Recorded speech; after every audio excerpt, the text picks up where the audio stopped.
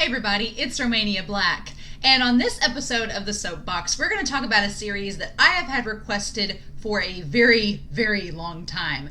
I've had a lot of requests to watch Yuri on Ice. And unfortunately, I've already seen the first season, so I won't be reacting to it on here. I'm obviously going to react to any movies or anything else that comes out with Yuri on Ice, but I wanted to talk about the series because it's probably one of my favorite anime right now. So, just a little backstory. Back in 2017, in the spring of 17, one of my former students came up to me and they knew that I liked anime, and they were like, "You should watch Yuri on Ice." And I was like, "Oh, okay." And at the time, I wasn't really watching any anime and wasn't reading manga. I'd gone on a hiatus from both, and so I was like, "Oh, I'll get to that eventually."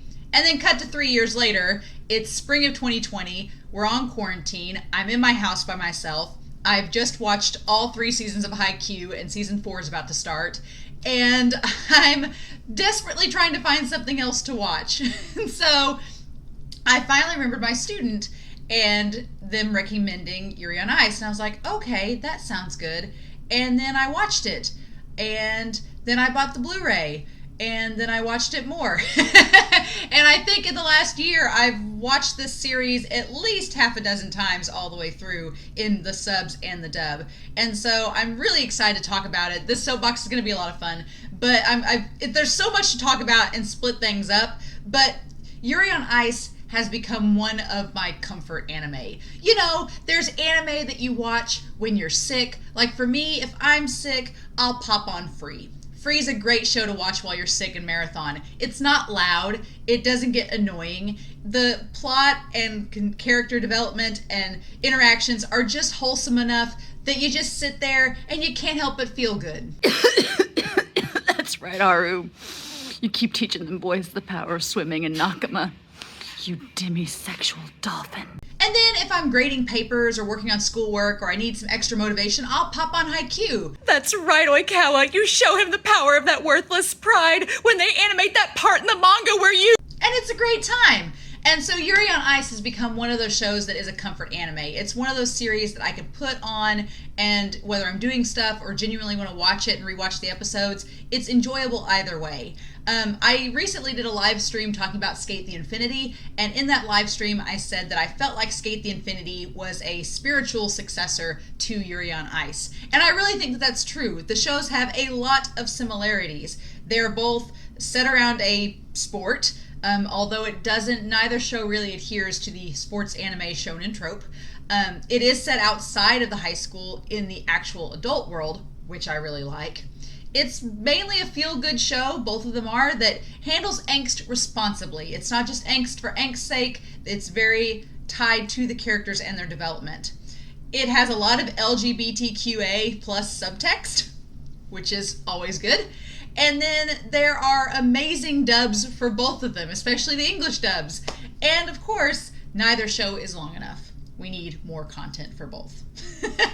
So, I want to talk in this soapbox about what's so great about Yuri on Ice, why I definitely recommend it, why I like it, and why I've just come to really adore this series. So in this soapbox, we're going to talk about a lot of things. We're going to talk about the plot, we're going to talk about the characters, we're going to talk about the overarching theme, about shipping, and then of course, is there anything that could make it better? And tie it all together. So I hope you all enjoy this soapbox.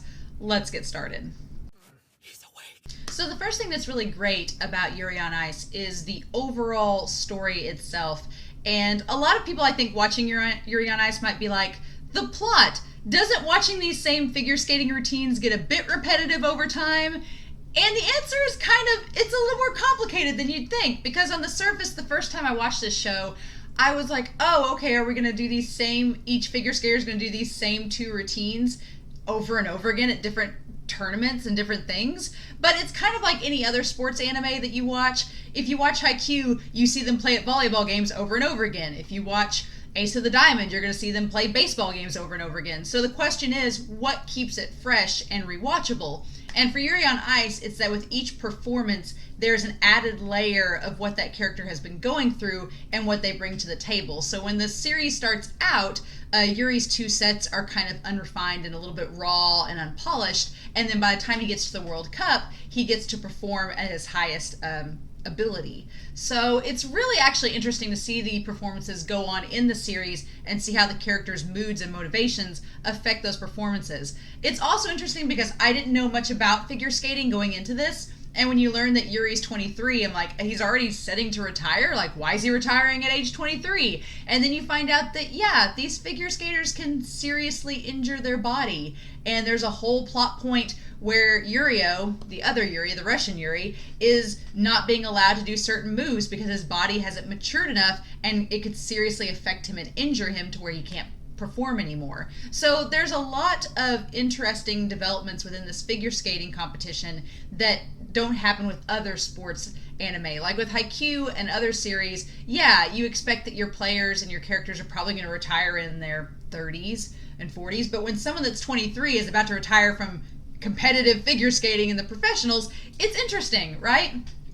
There's also a really cool plot development about competitive anxiety and real competition feelings. So, and that's what I labeled it in my notes, because there is like an anxiety that Yuri's character goes through throughout the entire series. Like, he gets nervous when other people do better than him. He feels pressure when he's first in the competition. He feels pressure to keep that performance up. There's a lot of things that Yuri on Ice talks about with the idea of competition and when you are a competitor that I don't think other sports anime quite tap into, especially in terms of having anxiety. I know that when I was a competitive public speaker, you would go into competitions, and while it's not necessarily a sport, you still have to worry about being competitive against other people, being in front of a live audience, being able to perform the best that you can. What if you flub? What if you forget something? And the same things kind of apply to figure skating. What if you forget a jump? What if you flub something? Can you recover? And Yuri's anxiety throughout the entire experience is something very relatable, I think, to any of us, whether we've done competitive athletics or a competitive team event. You can still kind of relate to that feeling that he has and wanting to do good. I'm personally like Yuri in the sense that if I do good at a competition, I would get anxiety and get nervous because I'd want to keep that performance up. Or if I did really well at the start of a year, I'd be afraid that I wouldn't be able to uphold and maintain that. So I can understand a lot of what Yuri goes through in this series. Also, there's a lot of really good situational humor in this series.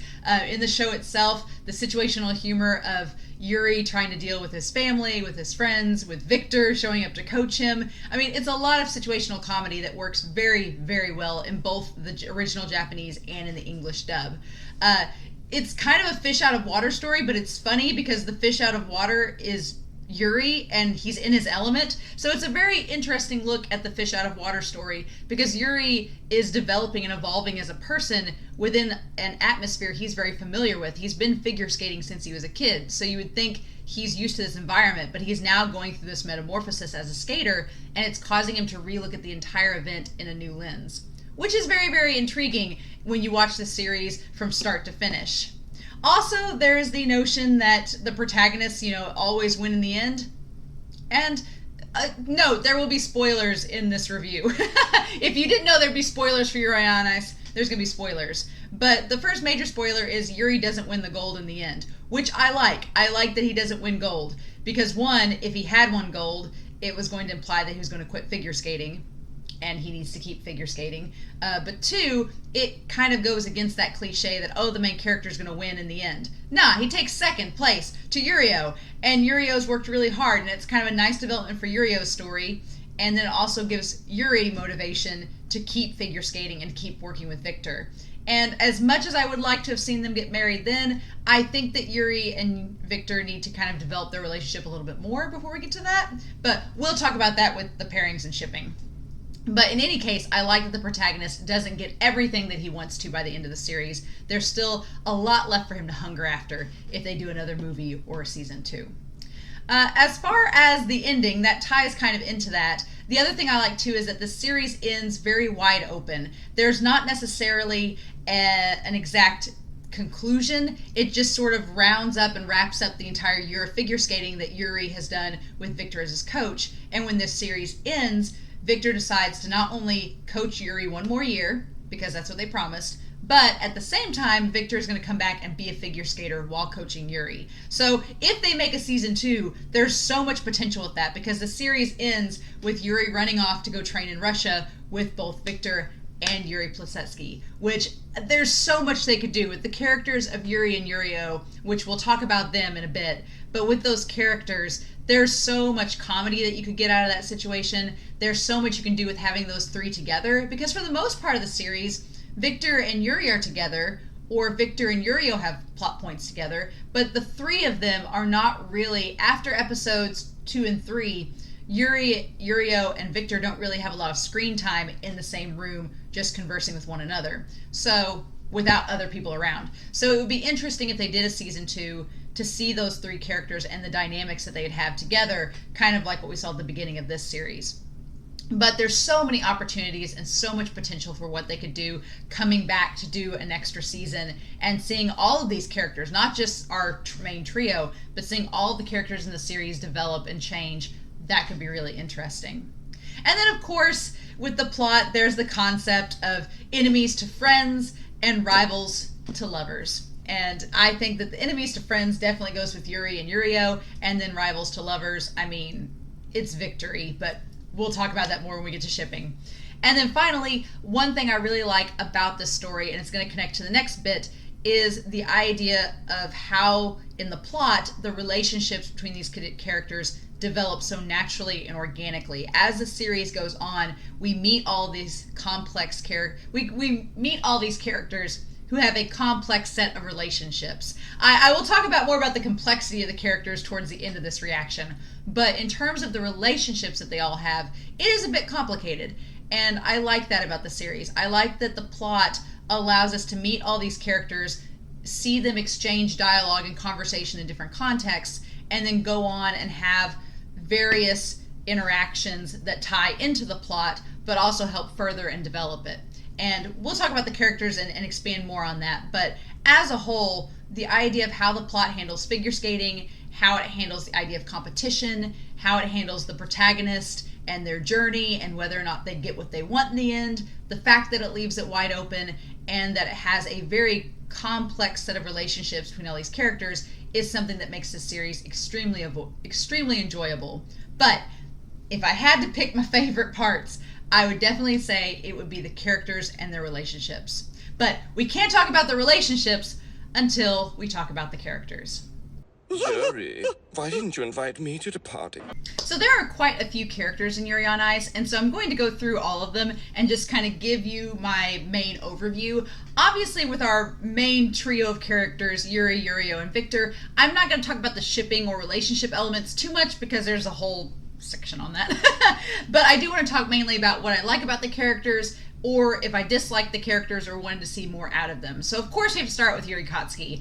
And I love Yuri as a protagonist because he has a lot of flaws. He is a very flawed protagonist, but it's all very, very relatable and endearing. I like both the Japanese and the English dub for Yuri. I find it hilarious that the English dub voice actor for Yuri is Josh Grell, who also voices the Tendo character from Haikyuu in the English dub, and is also Tyrion from RWBY. So, how you have Tyrion and Tendo, and then also he's Yuri Kotsky, it's amazing. What range, sir? I'm all for it. But what I really like about the English dub of Yuri is that he really is a lot more relatable, I think, for me, in terms of his vulnerability and his anxieties and his concerns as a skater and as a person, because that's a big plot point that we're going to talk about when we talk about themes, is Yuri's uncertainty about what to do with himself if he's not figure skating. And so I really like Yuri as a protagonist. He goes through a lot of changes over the course of the series. They're all good changes,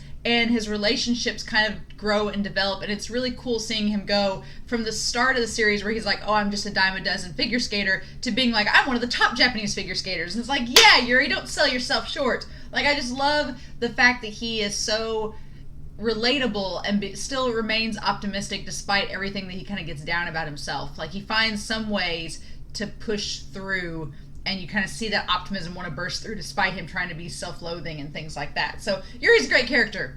And then I love that the foil of Yuri Kotsky is Yuri Pletsky, the Russian version, or Yurio as he's dubbed by Yuri's sister, Mari. So Yurio is amazing. I absolutely love him as a character. His voice actor in both the Japanese and English dubs portray his character perfectly. This just fiery kitten that becomes the the snow tiger of Russia. He's just so wonderful. I love how angry he is. He's kind of like Bakugo from My Hero Academia. If Bakugo was a gay figure skater. But what I like about Yurio's character too is the age difference between Yuri and Yurio is very, very apparent in how they go about their views on skating and their views on relationship in the world as a whole. Because Yurio is only 15. I'm amazed at the fact that this 15-year-old is jet setting to Japan and just roaming around on his own. Like, what a worldly guy, Yurio. But I like that there is that huge age difference. It's like, 8 years between Yuri and Yurio, and they have so many differences as characters, but in the end, they also find that competitive edge by the season finale that they both kind of relate to each other. And they're not hateful towards one another at all. Yurio is just, in general, not having anybody, which is great. It's very on point for his character. The only one that Yurio really shows attachment to is his grandfather, which is adorable. And so when Victor challenges him to find agape, which is unconditional love, and to find the theme of that for his skate program, then I like that he turns to his grandfather, because that's the one person he truly, truly cares about the most. And it's really nice to see these different sides of Yurio come out throughout the series, especially towards the end of the season where he meets Odebek, where he challenges Victor, where he challenges Yuri again and says, don't you dare retire, I want you to keep figure skating against me. And you know what? Yurio, for all intents and purposes, actually accomplishes his goal. He gets to win the gold medal his first year in the senior division. And it's like, Yurio could easily have been the main protagonist of this series. I'm glad it was Yuri, but Yurio's kind of like our alternate protagonist, that the storyline follows along him as well. And he goes from losing to Yuri Katsuki at the Hotsetsu Ice Palace figure skating competition at the very start of the season to winning overall at the end. So, and it was only by 0.12 points, so it was really, really close. So if they make a season 2, I'll be really excited to see if we have Yuri and Yurio face off. That will be a lot of fun.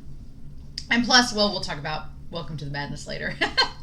So we have Hisashi. I'm going kind of in order of when these characters appear in the show. Hisashi is the reporter, the Japanese reporter, and there's not much to say about him, but what I really like in both the Japanese and English dubs is he is totally committed to Yuri being a positive force in the Japanese figure skating world. Like, Hisashi, the reporter, follows Yuri everywhere. He's like constantly being like, what's your next move, Yuri? Come on, don't give up. Like, he's so positive and wants Yuri to keep striving to get better. It's like, it's nice to see this side character have the role of being the optimistic person to root for Yuri.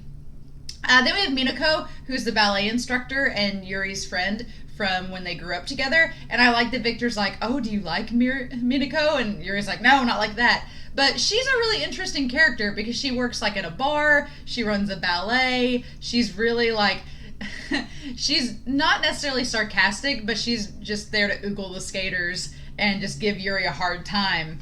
And I like the fact that she just like gets drunk at Yuri's parents' sauna and their hot springs and just gets drunk and watches figure skating and oogles all the guys. It's great. And she also has all the banners, roots for all of them. Her and Chris have just, I want her to like meet Chris in person because she's just all, I guess maybe she did when the episode 10 when they all ate together.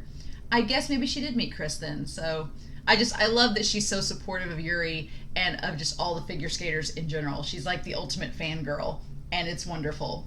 It's probably a good thing to point out at this point that Minako is part of a collection of characters that are intricately tied to Yuri's past and his growing up and Hotsetsu, and have a big role in the first couple of episodes, not only in establishing Yuri's kind of personality as a character, but they also, to Victor, but they also serve as kind of like a springboard for Yuri to start growing from and developing as a character now that he's back home after being gone for 5 years. So in addition to Minako, we also have Yuri's parents and his sister Mari, and I'm going to talk a little bit more about Mari when we get to themes, but Mari is a very interesting character because she's just, Yuri's parents are the typical like supportive mom and dad that are super happy, super excited that Yuri's back home, and they're really supportive of him. Mari's supportive too, but she's also kind of got this like kind of cool, dark, underlaying like layer to her personality. And like I said, we'll talk more about that with the themes of the show, but she's just a very interesting older sister character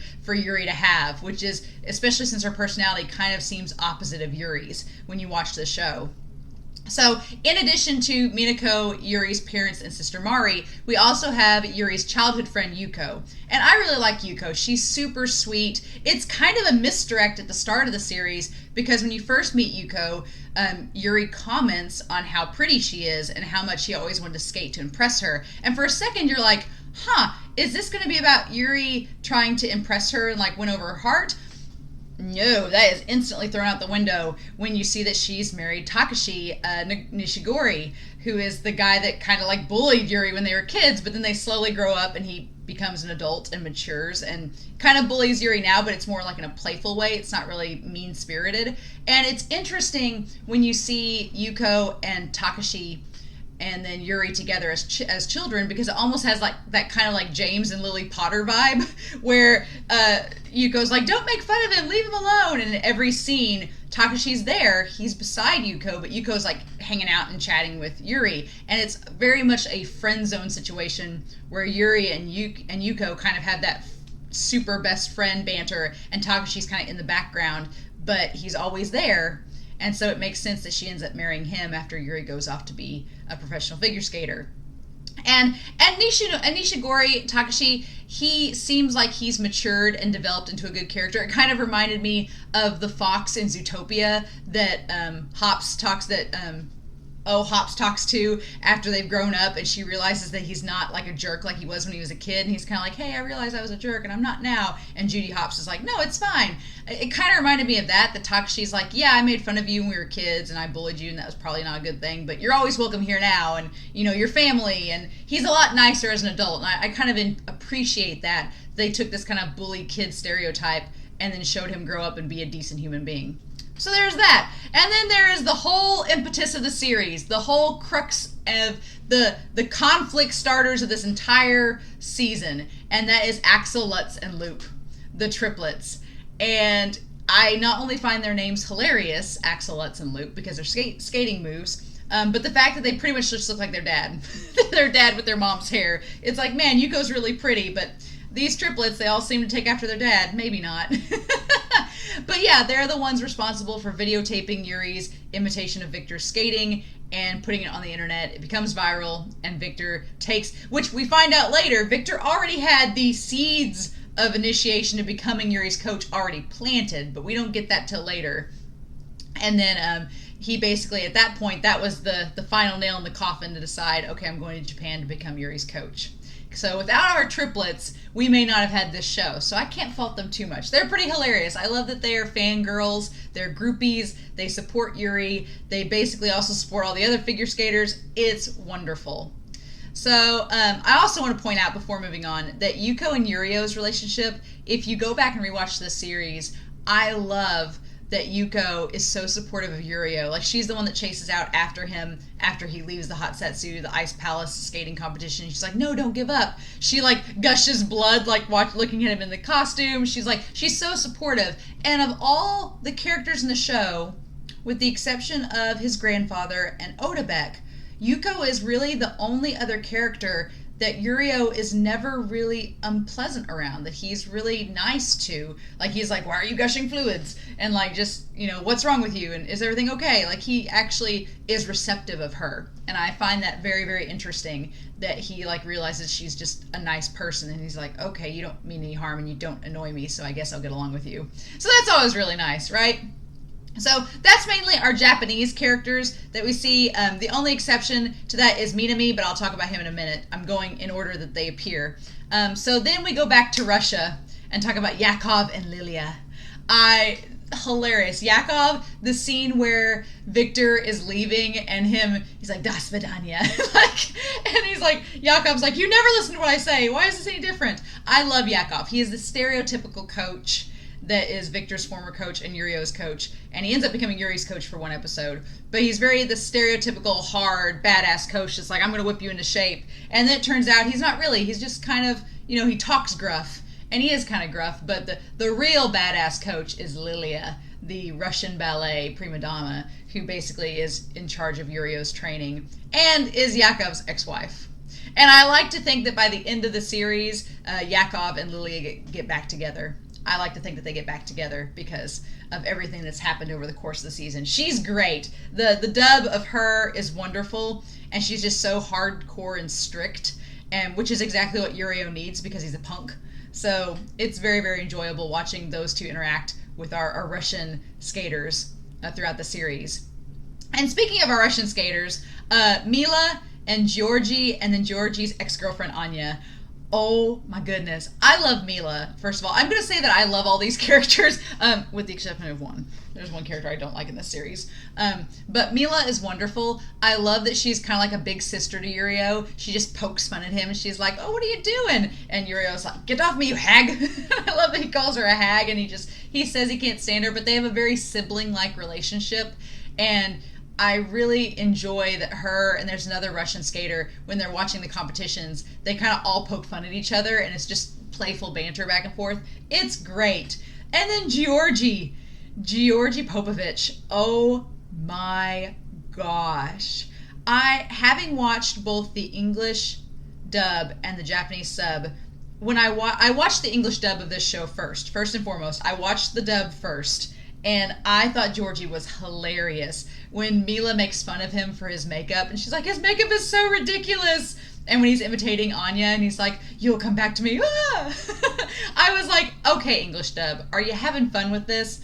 But when you go back and watch the Japanese sub, it's just as ridiculous. It's so ridiculous. And I love Yurio's like, he's really getting too much into this performance.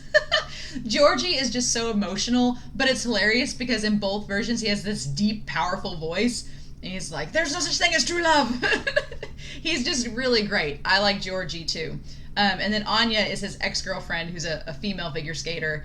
And she's just, like, the one that cheated on him. And I like at the end of this series, they show Georgie, like, at a cafe with another girl. And you're like, oh, cool. Georgie's, like, in another relationship, maybe. Like, I like that he gets a happy ending in this story. It's like, oh, cool. I'll probably talk about a few relationships in this next portion of the character section, only because I'm saving the shipping stuff for mainly two pairs. But so yeah, I'm glad that Georgie gets a happy ending at the end of this. It looks like it's like yay rah, and then Anya, the one that cheated on him, she kind of gets upstaged, which is totally fine with me.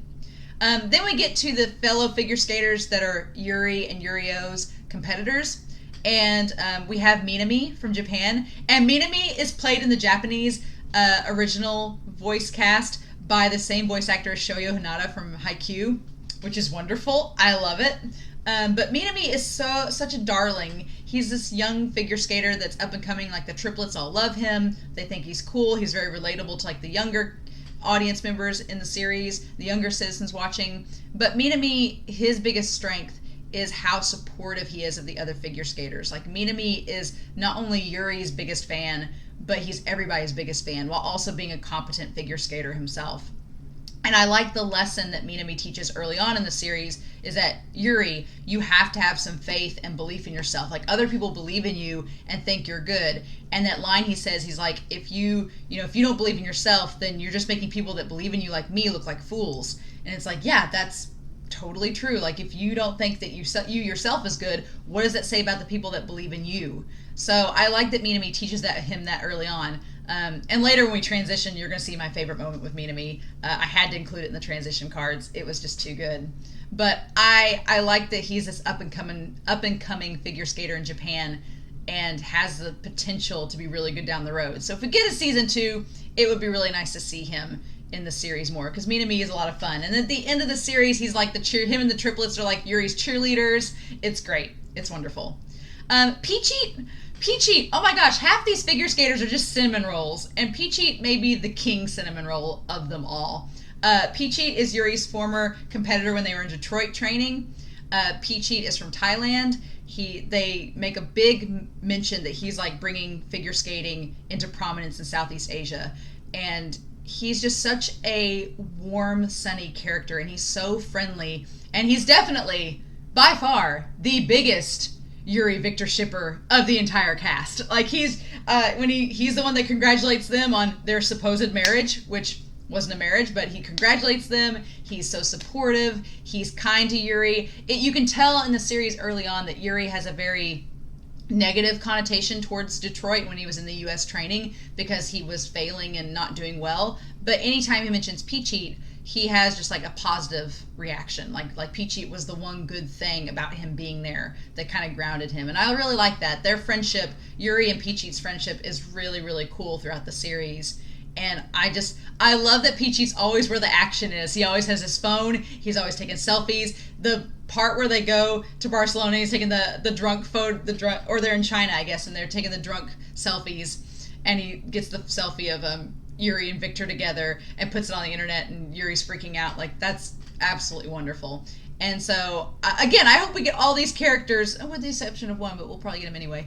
I hope that we get more from Peach-Eat too. And I like at the end too, he had Peach-Eat on ice, like when he was going to Thailand to make his figure skating arena. I hope that he does that. That'd be cool if we see that, if we get a season 2. That would be really nice. But yeah, Peach-Eat's just wonderful. I would argue the next couple of characters don't get a lot of screen time in the series, but they're still very worth mentioning, and there's a couple little things to note about each of them that I really, really like. Guang Hong is the Chinese figure skater who's an absolute precious angel. He's so sweet and innocent, and he's very, very young, and I think he's younger than Peach-Eat and Yuri, but he's extremely young. And I love that in the series, he kind of has this crush on Leo. He has this crush on Leo, who is the figure skater from the U.S. And so you can definitely tell watching the series that Guang Hong is always like, look how cool Leo is. Isn't Leo great? And he's like always following Leo around at all the outside of competitions where everybody hangs out at. So I think that's really awesome. Like, I really would like if they developed more onto that, but I don't know, because Leo Iglesias, who's the U.S. figure skater, he always has this woman following him around. I don't know if it's his sister or a girlfriend. I don't know. But a part of me is like, I hope it's a sister so that him and Guang Hong can like maybe have a relationship one day. I don't know. But Leo is also similar to Guang Hong, like this ray of positive sunshine. Like, he's just super excited and optimistic, and even when he gets like last at one of the competitions, he still is positive about everything and has like a smile on his face, and he's just like, it's okay, people still like my skating, it's fine. So those two characters kind of have minor roles in the show, but they're still very worth mentioning because they're just awesome, wholesome characters. Then you have Soen Gil from South Korea, who doesn't get a lot of screen time either, but he's not a warm, fuzzy character. He's surprisingly cold and indifferent, and a lot of the other characters even make note of that. They're like, hey, you want to go hang out? And he's like, no. And they're like, but why? And I appreciate Soen Gil's character because not all of our figure skaters need to be wholesome cinnamon rolls. For the most part, they are. But it's nice to have a little variety. And Gil provides that, where he's just kind of the loner of the group. Like, he doesn't really hang out with anybody, but he's just there. And he kind of has like a calculating mind. Like, in his one figure skating competition, he's doing the math and being like, okay, if I can do this with the base value of this and get this rotation, then I can have these many points and I'll be above this person. Like, he's very calculating and cold. But I do like at the very end of the series when he's watching the competitions and he sees how good Peachy, I think it's either Peachy or Odebek. He sees how good they do, and he's like, oh, the worlds are going to be fun. And it's like, oh, he's excited too. He's excited for the next season. It's like, oh, awesome, cool, wonderful. Then we have Emile, Michelle, and Sarah. And Emile is kind of like this figure skater on the side who kind of follows Michelle and Sarah around. And Michelle and Sarah are from Spain, I believe, and they're brother and sister, and they have a whole storyline they have a whole subplot in the series about how Sarah's a female figure skater, and she wants her brother Michelle to kind of leave her alone because he's been following her his whole life, and she can't hang out with anybody or have a relationship because he's like, oh, no one's good enough for you, and your brother's here, so you don't need anybody else. And she's like, I'm an adult, I need you to peace out so I can go do stuff. And I always got the impression in the series that Emile wanted to date Sarah really, really bad because they were always hanging out and Michelle was just kind of in the way. So if they do a season 2, because at the end of this series, Michelle and Sarah are like, okay, we're brother and sister, we love each other, but we are going to give each other some space. So I'm hoping by the end of this series that maybe, or if we do a season 2, that maybe Sarah and Emil get together. They're really cool. Or that Michelle, like, you know, finally lets her go do her own thing. Because even after he said, he's like, I'm going to let you go, he's with her the rest of the series. So, I also want to note that in the English dub, I love that Emil's voice actor, when Yurio walks around giving everybody hugs, he's like, oh, are we having a hugging contest? It's a really good line in the dub. It's very, very fun. So those 6 characters are Huang Gong, Leo, Soengil, Michelle and Sarah, and Emil. Those 6 characters are in the series frequently, but we don't get a lot of character development with them. I've saved the last 3 characters to talk about, with the exception of Victor. We got to talk about Victor, but he's going to be last.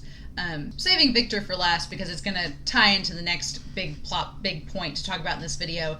But I guess I'll go ahead and talk about Odebek next. Odebek doesn't get a lot of screen time until the very last 3 episodes. We don't really meet him until episode 10, and then he becomes this figure that's present throughout the entire rest of the series. He is, if Yuri is a platonic friend, rival to friend foil for Yurio, Odebek is that shippable foil to Yurio as well. And we'll talk about Odebek and Yurio as a ship here shortly.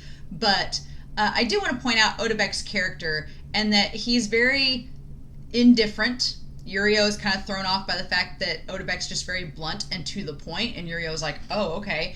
But Odebek projects a strength that I think Yurio really, really respects. And we get the introduction of him in episode 10. He's from Kazakhstan, and Yurio, he clearly knows Yurio from somewhere, and Yurio doesn't realize it. And then later, Odebek helps him escape his fangirls. They go up to this peak, and Odebek reveals that, 5 years ago, when he was 13 and Yurio was 10, they knew each other in one of Yakov's training camps, and that Odebek wasn't as skilled as the older skaters, so he had to practice with the younger ones and to get better. And now he feels like he's caught up with his peers.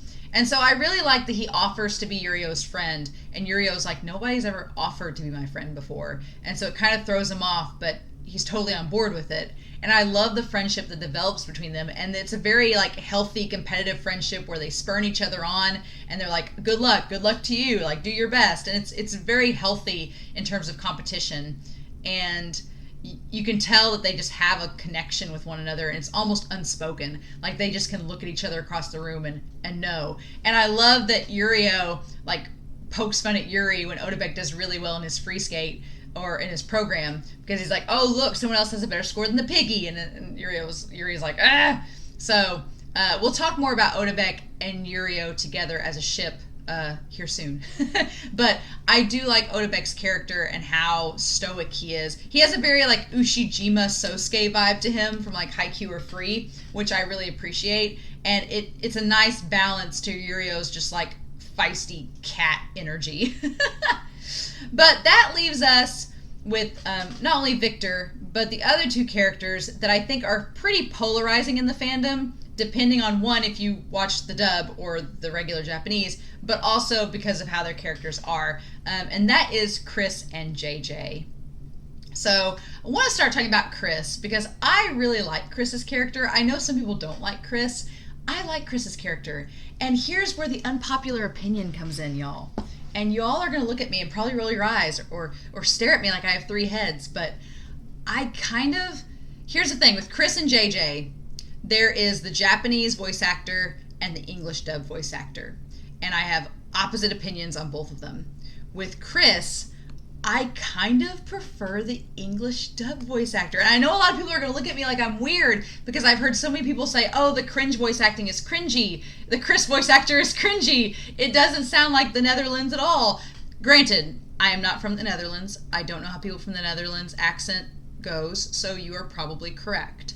However, for me, it's not the accent that makes me like the English dub character of Chris more, but it's the inflection and the more playful tone that the English dub voice actor gives Chris's character. Because in the original Japanese, Chris's voice actor is good. He does a good job, but I don't think he projects that kind of flamboyancy that the animation shows for Chris, because he's clearly flamboyant. Chris is super flamboyant. Like the pool scene in episode 10, I mean, that pool scene, y'all, where he's sitting there taking selfies and asks Victor to take selfies, and they have like their legs up in the air and he's wearing a Speedo, and he just shows up with champagne at the Barcelona pool on the rooftop of the hotel. I mean, he's pretty extra, right? And his dancing and his skating, like the routines, the choreography, like his whole thing is sexuality. And I feel like the word I would use to describe for Chris is like oozing sexuality. Like it's kind of sleazy, but it's not, there's no malice to it, right? There's no ill will. Chris is just a very like, kind of like sexy character that also is flamboyant over the top. And I think the English dub voice actor does a good job of portraying that. I like the Japanese one as well. It's just the English one is hilarious on top of projecting all of those emotions as well. So I like Chris as a character in the show because he's like another motivator for Victor to come back into the competition side. He's like, Victor, we miss you. We want you to come back. You need to be figure skating. Like, my motivation as a figure skater is gone if you're not here. And he gets to chide Yuri by being like, why do you get Victor all to yourself? And I don't think that Chris ever, like, wants to pursue Victor romantically. I think that it's a very cool platonic friendship that him and Victor have. But I think that Chris is the type of flirty character that can get away with giving Yuri a hard time about, must be giving you a thorough workout, you know, with your training sessions and stuff like that. Like, I think he can get away with saying stuff like that because of the type of flirty character that he is. And then we have the converse side of things, which is with JJ. JJ kind of suffers from the same thing that Chris does, depending on if you watch the Japanese or English dub of this series. So, like I said, I watched the English dub first. So, as cringy as Chris's English dub can be sometimes, to me it's endearing, and I'm totally accepting of it. And after I watched the Japanese version, I was like, oh, well, that was fine, but I kind of prefer the English dub for Chris because he's so, like, it just makes him a much more fun character, and I think it fits his personality better, especially with the dub as a whole. But JJ, because I watched him in the dub first, I can't stand him. And the worst part is that when I watched the Japanese voice acting for Yuri on Ice, Miyano Mamoru plays JJ, which I was like, Mamoru plays JJ? He's like one of my favorites. But here's the thing. It's a very weird performance for Mamoru because you would think Mamoru is used to playing kind of narcissistic, smarmy, snarky characters. Like he's played Dazai on Bungo Stray Dogs. He's played Tamaki on Ouran High School Host Club. He's played Mia Atsumu from Haikyuu. And those characters have kind of a narcissistic, snarky, kind of like air to them. Like the I'm above you sort of air to them. But the way that Miyano does their voice is that he does it to where you are really kind of charmed by it. Like they're characters that you know are kind of narcissistic, but you're charmed by it. You're like, oh, well, he's still a charming voice actor. It's still a charming voice. But with JJ, that smarminess and snarkiness is still there for Mamoru, but the charm isn't quite there. It's a very interesting performance. And with the English dub, there is no charm. He is annoying. He is just, you love to hate this character because he's just a dang good skater, but his personality sucks. And in both versions, Japanese and English, he has that stupid song, the JJ song, where it's like, come follow me and worship me. And it's like, you are so full of yourself. And he's like, I had a rock band perform my song with me and blah, blah, blah. I'm like, oh my God, no. And so I was genuinely worried about him this entire series because I kept thinking, oh my God, he's going to win. He's going to beat Yuri and Yurio, this guy. And then he succumbs, due to plot convenience, he succumbs to the peer pressure and the pressure of competition in the final. Which is kind of a plot convenience because he was, if it had been his first time in the final, I'd have been like, oh, okay, that totally makes sense. That totally makes sense. But because he got third last year in the final against Victor and Chris, I was like, shouldn't you be over that pressure now? But whatever. As long as it keeps him from winning, I'm fine. I am super nervous if he comes back because if Victor competes and Yuri and Yurio and all of them compete as well, and he's over his funk, he's going to be a big contender to deal with. But yeah, the JJ fans, the JJ style, and the really arrogant song and how egotistical he is. Like he's definitely he's a distinct character. He's no cinnamon bun, and I will give props to his fiancée Isabella. Girl, I mean, JJ's character is aesthetically drawn, where he's an attractive character, right, with the blue eyes and the cut and everything. But Isabella deserves all the medals because he has that embarrassing skate in the final in his program, and he's really down on himself, and Isabella's like, JJ, and she starts to chant, and she's crying, and it's like, dude, I realize why you're marrying her now, because she puts up with your nonsense. And she's like the lead fangirl, and she's also supportive of him with all of his fangirls, the JJ girls. She's like, oh, well, us JJ girls, like, she's the queen fangirl, and he like only has eyes for her, and yet his fangirls are still all about him. It's like, man, So I guess at heart, JJ maybe isn't a terrible person, because he is nice to his fiancée and he is nice to his fans, but he's so egotistical that it's like, and the English dub does him no favors. Like, it makes him just the most cringy, over the top, and not over the top in a endearing way like it is with Chris. It's over the top in a really annoying way with him. So yeah, JJ's the one character that I'm like, And I've seen in Crunchyroll and the other comments where people are like, I'm Canadian, so I have to support him. I'm like, I wouldn't have to support Leo. I mean, Leo's a Cinnabon, but I wouldn't have to support him if he was a terrible character. But, so yeah, maybe JJ will get some character growth, but like in episode 10 where he shows up at the restaurant and everybody's like, okay, check please, time to go. I mean, that should be telling enough. If Peachy and the others leave when JJ shows up, that should be telling. But then we have Victor Nikiforov. Oh, Victor. I would argue Victor's probably my favorite character in the whole show. And I wanted to start with Yuri and end with Victor before we go into the shipping section. Victor's character is just, it's wonderful because Victor's character could be like JJ, right? He could have gone the JJ route with his character because Victor is a 5-time gold medal winning figure skater. He is the icon of Russia. He's the icon in figure skating worldwide. People love him. But Victor is so down to earth and humble and friendly, humble and friendly, that you just can't help but love him as a character. He's so sweet and kind and just charming, and he knows when to play up the humble. He knows when to be humble, and he knows when to play up the fact that he's a 5-time gold medalist. Because whenever he's trying to make a point to Yurio and Yuri, he's like, well, yeah, Yuri, you can eat these pork cutlet bowls, but you're not going to win a gold medal, and I'm your coach, so, that reflects poorly on me. He knows how to just press the right buttons. And one of my favorite moments is when Yurio is like, well, this agape choreography is going to be stupid, and do you think it's going to make me win? And Victor's line where he's like, I'd win if I was skating it. It's like, ooh, I love it. Because it's just that little hint of, I can walk the walk, I can talk the talk because I can walk the walk. Like, I can talk and talk myself up and tell you that you're not good enough because I am a 5-time gold medalist. Like, you need to bring your A game with me because I am the real deal. But he doesn't do that often in the show. It's only when it's needed for that moment and for that character, which I really, really appreciate. I love his style, his relationship with Michi, his little dog. I love his apartment is amazing and immaculate. I think you can find on Twitter the actual view of the apartment.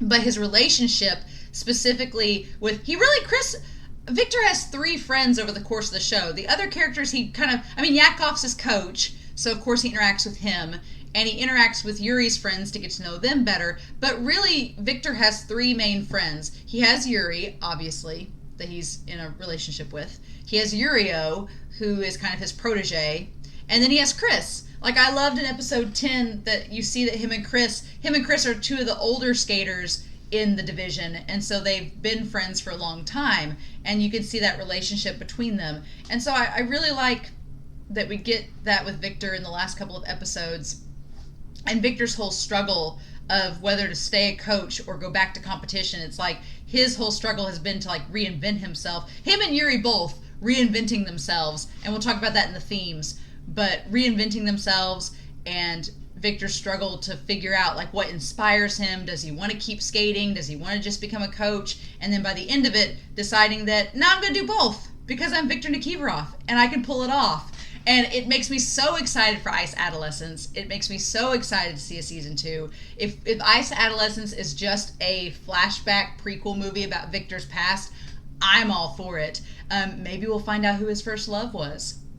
He mentions it to Yuri, and then Yuri cuts him off, so maybe we'll see who his first love was. I don't know. That would be very interesting. But yeah, Victor's just a wonderful character, and I love him. And speaking of love and relationships, that brings us to... there are so many relationships in Yuri on Ice. Like I talked about earlier, you've got Leo and Kong from the Chinese figure skater. You've got JJ and Isabella. You have Georgie and Anya, and then the girl that he meets towards the end of the series. You've got so many different relationships, and what I like about Yuri on Ice is that they're relationships that are all various sexualities. So it's not just an anime where they're all heterosexual relationships. They're not. It's not an anime where it's all LGBTQA plus relationships. There's a whole variety there because I think pretty much JJ and Georgie are in, heterosexual relationships, and then we have Yuri and Victor, and we have Yurio and Odebek, and then possibly Leo and Huang Kong. We possibly have them. So there's lots of relationships out there, and they kind of develop, and there's some relationships that are platonic, like Chris and Victor, and then there are some that have very romantic implications, such as Victory, which is, Yuri and Victor. So lots of relationships in this show. Lots and lots. And it's one of those series that you can watch, and if you're a multi-shipper, yeah, sure, you can multi-ship if you want, but if you're somebody that's like an OTP, like I honestly think Yuri and Victor are one of my OTPs, because it's like, no, they're made for each other, and there's nobody else. Which is why I've seen some people say that like Chris and Victor in a relationship, I'm like, no, they're besties. No, not the same. Like, I will never judge anybody for their ship or argue with them, because they're fictional characters. We can ship whoever we want to, but with Yuri and Victor, it's like, it's so good, their relationship. I like the idea that Yuri and Victor have always been in proximity of each other from a young age. And granted, there's kind of it's sort of like a dream come true for Yuri, right? Because he and Yuko grow up watching Victor on the TV screen, and Victor's only a few years older than them. So they're like, man, look at Victor, he's such an awesome figure skater. And they kind of idolize him and copy him and mimic him and imitate and try to become great figure skaters like him. But Yuri actually gets to live the dream where he skates alongside Victor. And in the beginning, it's really sad, especially once you watch the whole series through, because you see how much Yuri idolized him. And then when he finally gets to stand and compete in the top 6 alongside him, he just flubs and tanks, and Victor wins. And so you can see how embarrassed Yuri is, and when Victor wants to get the photograph of him at the very first of it, you're like, oh, why didn't he get the photograph? He clearly liked Victor. But then you realize he was so embarrassed by how he did that he didn't want, Victor to have this terrible image of him in his head as a failure. And what we find out in episode 10 is that that night, Victor and him, Yuri gets drunk and then begs Victor to come and coach him. And that's the moment where Victor fell in love, was when Yuri was like grinding up on him and being like, Victor, come be my coach. Be my coach, Victor. And Victor's like, oh my gosh. Like, is this love? It's like the meme where the guy sees the butterfly and he's like, is this love? But yeah. And I like how the relationship develops from Yuri idolizing Victor to becoming basically like equals to him, because he breaks Victor's freestyle record. He gets silver medal, so he doesn't quite have the gold that Victor does, but you can tell by the end of the series that they are kind of equals in each other's eyes because of how much Yuri's grown over the series. And I just, the chemistry between them, oh my gosh, like Victor being like this happy-go-lucky, like always optimistic, and Yuri like dealing with his like negativity and pessimism, and them just trying to work off of each other. It's so good. And episode 7, where there's the kiss, is just, it's perfection. It's so wonderful. And then you have episode 10, where they do the engagement rings. That's the good luck charm, but Victor calls it an engagement ring, so it's pretty much canon at this point.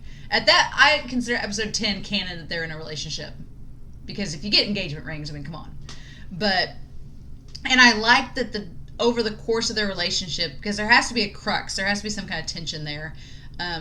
And the tension makes a lot of sense. It's Victor. He's being like, look, I said I'd coach you, but you're just going to give up now? You're just going to retire? Because to Victor, that seems like Yuri's just calling off their relationship. And to Yuri, that's not it. But Yuri realizes that he's like taking Victor down with him. If he keeps skating, it's going to suffocate Victor and he's not going to be able to compete. So I like that at the end of this, they compromise. And Victor's like, you're going to keep skating because you need to keep skating. You're not satisfied, and I know it. And I'm going to skate because I'm not satisfied, but I'm not going to abandon you.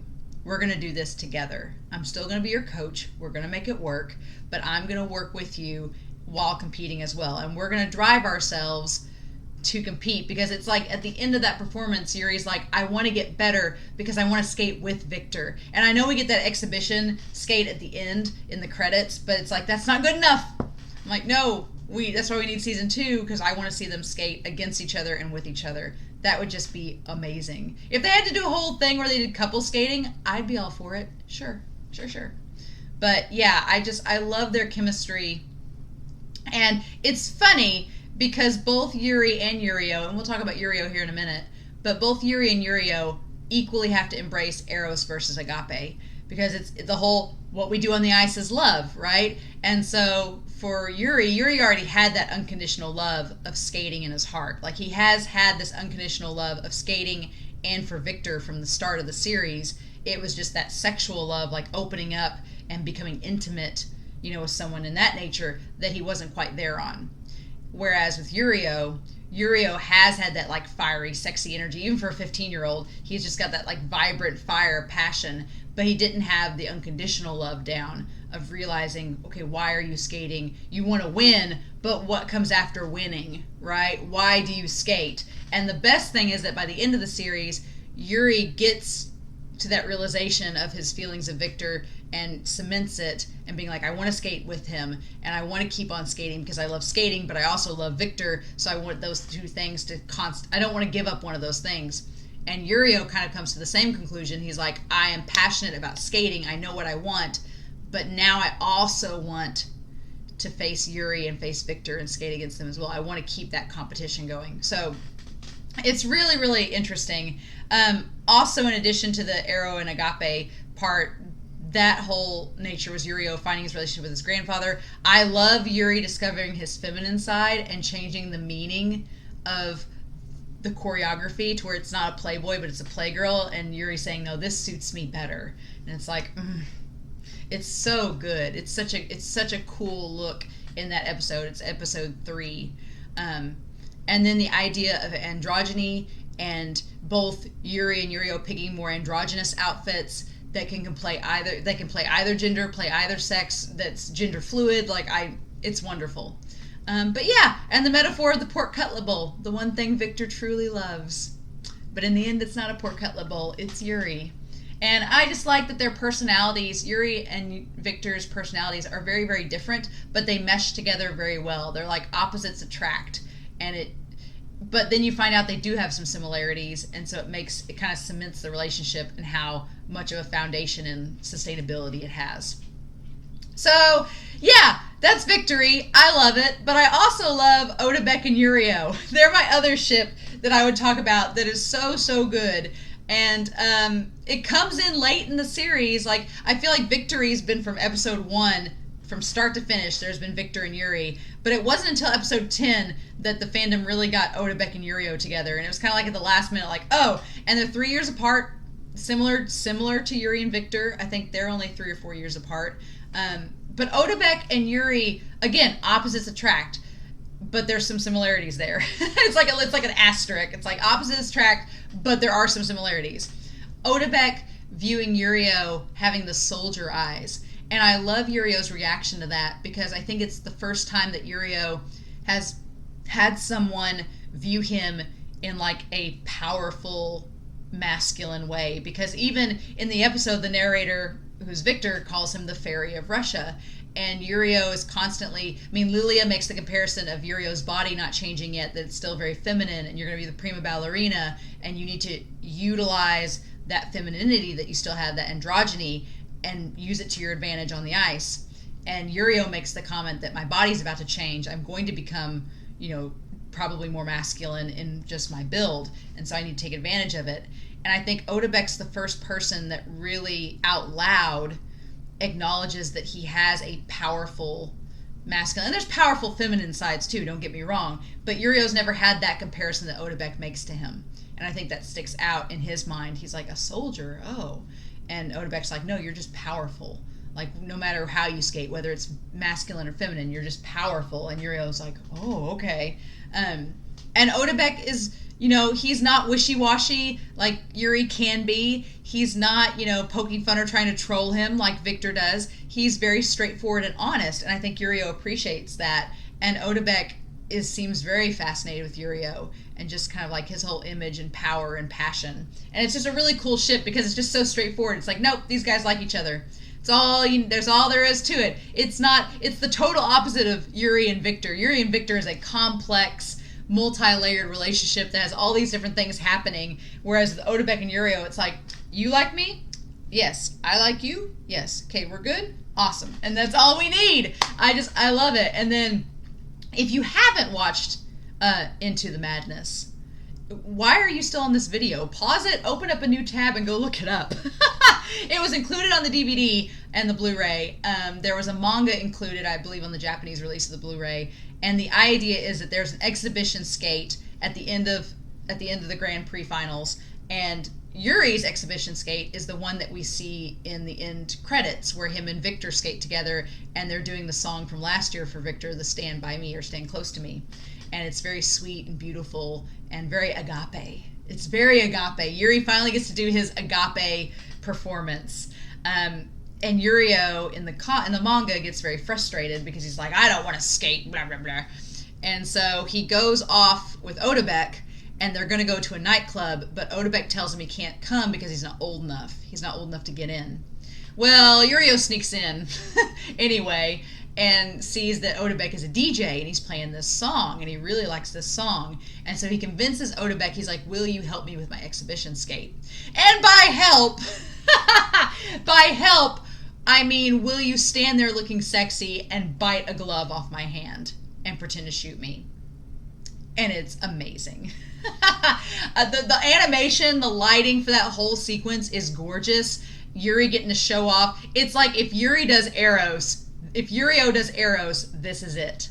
And it's so good. The part where he sticks his hand into Odebek's mouth and Odebek rips the glove off with his teeth, it's like, y'all ain't messing around. Like, Eros indeed. So much Eros. And it's really cool to see both of these couples at the very end getting to perform the opposite of what their program was throughout the season. It's very, very cool. I absolutely love it. So I hope if we get, obviously in the Ice Adolescence movie, Victor, it's going to be on his backstory and his past. So I don't know how much of the present time we'll actually get in the movie. But if we get some, and if we get a season 2, I hope that we definitely get more with Yuri and Victor in their relationship. And I hope we get more Odebek and Yurio. Because I feel like Odebek and Yurio's relationship had like the sprinklings, the seeds in the soil, the foundation, and we just haven't seen it fully mature yet. And that's something I'm really, really looking forward to as this show goes on, hopefully with more content. But yeah, so as far as we've got plot, characters, the shipping factor, like all those are wonderful. And then at the very heart of this show are the actual themes. And then... So some of the themes I've kind of already hinted at and talked about in other parts of this soapbox. The idea about competition, about what it means to be competitive and how it's different for every single character. One thing I really like about this show is that for everybody, competition is different. Like, everybody has different goals. Some people want to make it to the obviously making it to the Grand Prix final is the end goal for all of our skaters, but their motivations are all very, very different. And it's the idea that competition can be so varied and it can have so many different facets to it, but also the idea of pursuing our goals and, how our goals change over time and can develop. So I talked about Mari at the beginning of this soapbox, Yuri's sister, and one of the most kind of like somber and nuanced scenes in the very first episode is when Yuri comes home and his family is instantly there to greet him, and they're like so happy to see him. And then he goes to pay his respects to his dog Victor that's passed, and Mari's standing at the doorway, and she kind of like says this little kind of off-color comment where she's like, oh, well, it took you an extra year to get through college, and so now that you're back, what are you going to do with that degree? What are you going to do with it? And Yuri just kind of stares at her like, I don't know. And she's like, as long as you keep skating, I'll support you, but if you're not doing that, then what are you doing? And so there's this idea of, of the future and post-graduation plans and a professional career, and what does that mean? And so, Yuri, up until this point in the first episode, had been talking about retiring, and then suddenly it was thrown in his face like, okay, well, you retire, what are you going to do? You've got to do something. And so it's very interesting to see how Yuri's kind of plans change throughout the course of the series, but the same thing goes for Victor too. Like, Victor got tired of being a competitive skater for a brief moment and decided to be a coach instead, and by the end of it he realized, no, him and Yuri both came to the conclusion of, no, skating is our passion, we want to keep skating, we don't want to retire, we don't want to just be a coach, we want to keep moving forward with it. And it just took them meeting each other, working with each other, and developing their relationship to fully cement that, yeah, that's what I want. So I like the idea of a friendly competition, of it like helping you to get motivated and helping you figure out what you want to do. The idea of love and competition, that you can be, in love and still be competing against each other, because we have Yuri and Odebek, we have Yuri and Victor. You could argue that maybe like Leo and Hui Kong, and it's interesting. It's very, very interesting. And also something I like about this series is the idea of family and acceptance. Because, yeah, Yuri's family and friends, they're totally accepting of him. Even when he has his episodes where he's anxious or has anxiety or is down on himself, his family is still there to support him. Yeah, there are some, we'll talk about body image, there are some moments where the family and friends maybe don't do the best job supporting Yuri, especially in his mental state, but overall, they're all very accepting of him, and accepting of Victor, and accepting of his friends and everything else, which is really nice to see in an anime. I was worried there was going to be all this unnecessary angst surrounding Victor and Yuri with the wedding rings. I was like, is there going to be a bunch of angst and stupid stuff happen? And there isn't. Peachy, thinks they're married and everybody's cool with it. It's like, awesome show, great. And then everybody else is just totally cool with the fact that they have these engagement rings. I'm like, great, I'm glad that wasn't a source of unnecessary angst and, broodiness. I'm glad that we got past that. But there's also a concept of the passage of time. When Yuri goes to visit the Yuko at the skating rink in Hatsetsu, and he sees the triplets, and there's this soft smile that comes on his face, and he's like, I forgot how much time had passed. Just the idea of how fleeting time is. And there's a lot of talk about time in this series. Yuri's like, I'm 23. How many years of skating do I have left? Victor gets, self-conscious when Yuri pats the point on his head that has the thin hair, and he's like, is it that noticeable how thin it is? Like Victor's aware that he's aging. Chris is aware he's aging. All these characters are aware of how little time they have as a figure skater and how precious that time is. And so it becomes kind of connected to that competition aspect when Yuri tells him in, the end of episode 11 into episode 12, he's like, after this year I'm going to retire so you won't have to coach me anymore and you can skate while you still have time. And Victor's like, I'm mad, damn it. I hate that because I don't want you to stop skating. I have this time with you. I don't want it to end. And so I like the concept of time as an element in this story and how fleeting it is for these figure skaters. And so they're all trying to take advantage of it while they still can. I think that's really, really cool. And so then, yeah, the idea of male body image is something that's talked about a lot in the first half of this. And it's very interesting because we don't usually get male body image talked about in any form of media, whether it's anime, manga, or Western storytelling. It's something that's left out a lot. And the idea, and it's not really expanded upon a great deal. After about the third episode, it's kind of dropped because Yuri gets back into shape. And then it's kind of left out. But in the first couple episodes, there's a lot of things talked about. The fact that Yuri gains weight easily, that he can be a binge eater, the fact that he gets stressed and that causes him to gain weight, and the fact that Minako says that skaters have to have a certain physique and body so they don't get injured and that they can be competitive, and the whole idea of the pork cutlet bowl and how you don't get that unless you win a competition, and Yuri just being self-conscious, hiding in the coat with all the layers, being super self-conscious about his weight and his image. And the only part, I say that I like Takashi Nishigori, that he's okay. The only part I don't care for is when him and Minako both, like, kind of body shame Yuri. Like, they point out that he's gained a lot of weight in his gut. And that part is a little uncomfortable in any version that you watch, especially if you're someone who has maybe had poor body image or grown up, you know, with body image issues. I can see that being something where you're like, that's kind of odd and awkward and uncomfortable. But I'm glad they at least bring it up, because at least talking about it in some shape or form is better than pretending like it doesn't exist, because it does exist. And I think it's important to note that. I feel like a lot of sports anime leaves out the idea of body image and how intricate that whole thing can be. Like, you see it like briefly discussed in sports anime. They'll be like, oh, you have to stay in shape, but they don't really expand on what that is, right? And that men can have very, very detrimental impacts to their body image, especially if they're athletes, based on a variety of different factors. And I think that this show, Yuri on Ice, touches upon it very well. But also, the only other series I can think on that really touches on it, even remotely, is like Run with the Wind. Because you had the character of Nico in Run with the Wind, who struggles with his body image, and people telling him that he's not suited for track running because of his body type. Like, there's that example in Run with the Wind, and then Yuri in this case too.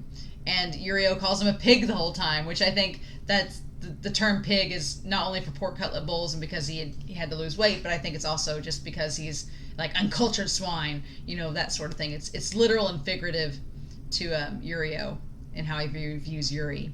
But yeah, some really interesting themes with this show. The idea of love being transcending and just being like something that's going to carry on for these characters past the competition itself. The idea that everything on the ice is love, that it's all about passion, it's all about pursuing something that can be fleeting but so worth it while you have it. It's like, it's so good. And I know if you all have any other themes that you can think of, I know you guys are going to state them down below, but the concept of friendship and about being able to be competitive and still have that friendly competition and that spirit of competition in you, even when you're up against somebody for the one prize. Like, I think that that's all very, very good. So, as a whole, Yuri on Ice does a very good job with balancing this whole thing with plot, characters, shipping, the themes of the story. It all comes together to make a very, very, very well-rounded series. But I give this show a lot of praise. The question is there anything that could be better? No! Stay away from me! If you look this series up on my anime list, for me personally, I have it rated as a 9. And I watch it so much that you think it'd be a 10. But there are some flaws with this series. Like most series, there are a couple things that I think could be better and that I would change. And so hopefully going into a season 2, I hope that they do actually improve on some of these things for the future. I think that would be really interesting if they did that. So first of all, and people have talked about this in the comments on Crunchyroll, on Twitter, on Tumblr, so it shouldn't be anything too surprising. But I think with the characters, a lot of them we need more interactions and maybe some more complexity and motivations explained for them. Like, we get the base of the characters pretty much. Like, I feel like of all the characters, Chris, JJ, Victor, Yuri, Yurio, those 5, we get the most development. And then we get some with Odabek, with Peachit, and that's pretty much it. We definitely need more with the Russian skaters, with Georgie and Mila. It'd be cool to see some women figure skating. Like, if we could see Sarah and Mila compete, that would be really cool. I would really like that. And Anya, where's our lady? We should have a whole, like, even if it's not a full episode, but like half an episode where Michelle goes to watch Sarah compete and Yurio goes to watch Mila compete, and Giorgio just tags along so you can see Anya too, you know. I feel like we need an episode of that to see some of the female figure skaters and what they're doing while they're competing. I think that could be really cool.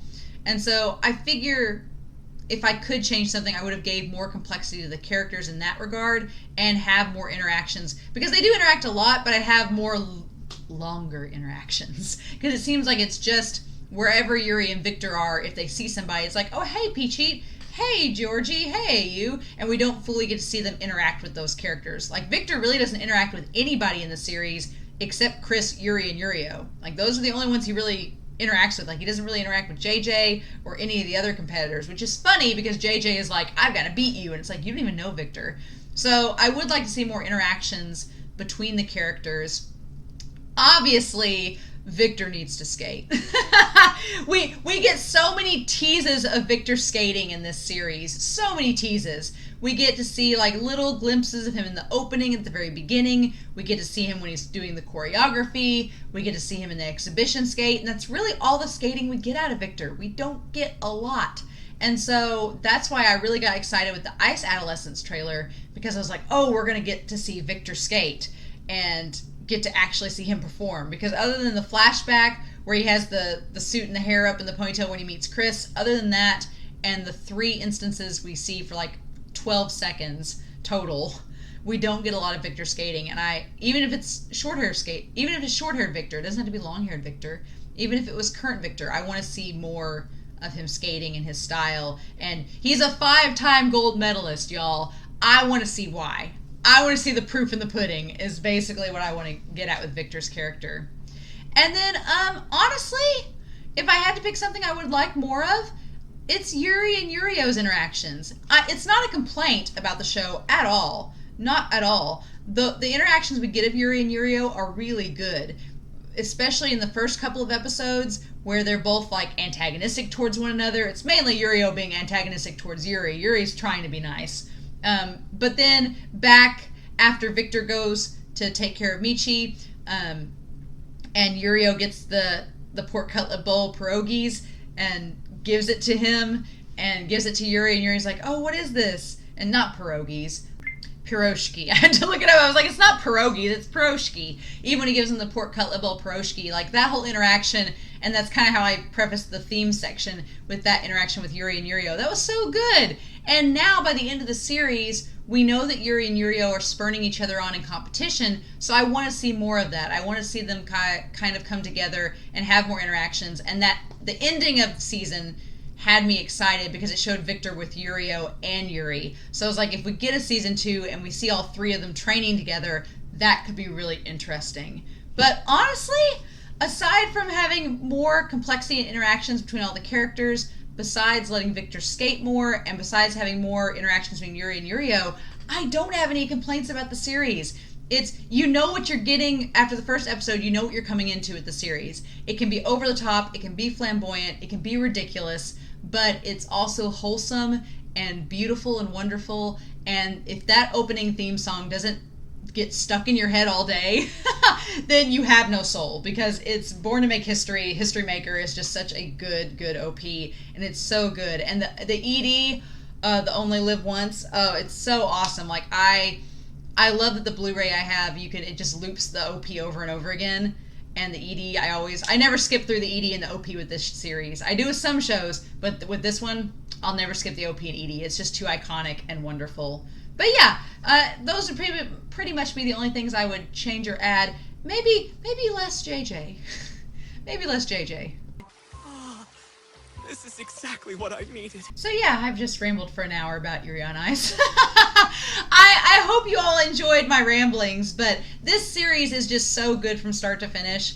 It's only 12 episodes, but it's so worth it. If you've not checked out this show, you need to. If you like romance, you need to watch this. If you like sports anime, it does have competition in it, so there is that aspect of it if you like it. But if you like something that's really funny but romantic and just has a wholesome, feel-good attitude to it that just leaves you feeling better every time you watch it, you need to see this show. It's so good.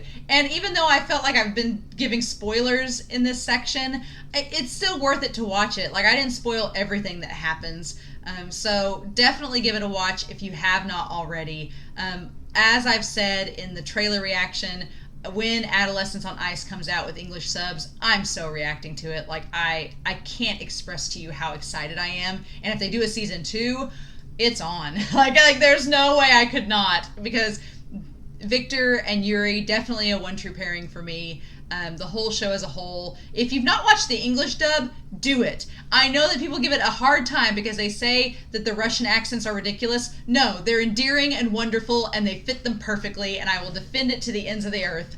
The only character I can't stand in the English dub is JJ, and I've heard people don't like Chris in the English dub, but I find it all right. It's worth it. I think I watch the dub over the sub anyway, regardless of that aspect. But if you've not seen English dub, I feel like the English dub with Skate the Infinity and Yuri on Ice are very similar. If you like the Skate the Infinity dub, you're gonna love the Yuri on Ice dub. If you don't like it, then the sub is still amazing too. But I'm curious to know your thoughts down below, what you guys thought about this Soapbox episode and what you all think about Yuri on Ice. It's such a good series, but I can't get enough of it. I'll probably end up watching it this week, because rewatching it for like the dozenth time, because it's just that good. So, in any case, I hope you all are having a wonderful week. Please stay safe, take care, and thank you for watching this episode of Soapbox. I'll be back soon with more reactions. Bye.